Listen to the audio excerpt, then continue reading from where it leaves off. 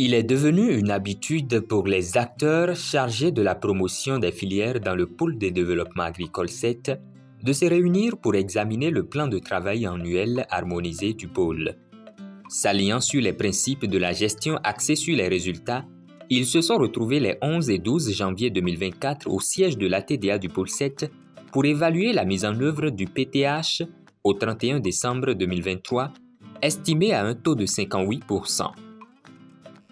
Au titre des activités majeures réalisées ayant permis l'atteinte de cette performance, on peut citer les différentes formes d'encadrement des producteurs développées par l'ATDA du pôle 7 ainsi que les projets et programmes intervenant dans le pôle, les différents appuis apportés en termes de facilité d'accès aux intrants spécifiques, ananas, eau profonde pour poissons et pour volailles, même si les taux de couverture de ces besoins restent encore à améliorer. Les appuis en poussées géniteurs, parentaux et en équipement pour les couvoirs locaux afin de renforcer leur capacité à mettre à la disposition des acteurs des filières agricoles les intrants nécessaires dont les acteurs ont besoin.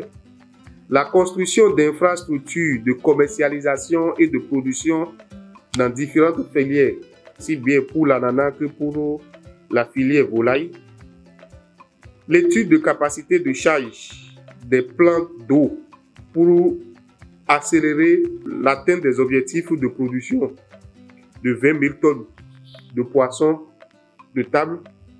L'animation des clusters dans les filières ananas, aquaculture, maraîchage et riz pour faciliter la mise en marché des produits et l'organisation des acteurs en termes de renforcement de capacité. Ainsi donc, il sera question d'apprécier le niveau de réalisation des activités menées par les différents acteurs au 31 décembre 2023. D'identifier les facteurs qui ont entravé la mise en œuvre des activités programmées au fin de suggérer des solutions appropriées pour une meilleure planification pour l'année 2024. Après ces mots d'ouverture, la première journée a été marquée par différentes présentations, mettant particulièrement l'accent sur les activités des directions départementales de l'agriculture, de l'élevage et de la pêche dans la promotion des filières, ainsi que la synthèse de la mise en œuvre des plans de campagne des filières prioritaires, ananas, maraîchage, aquaculture, œufs de consommation, jusqu'au 31 décembre 2023. Toutes ces présentations ont été suivies de débats très enrichissants.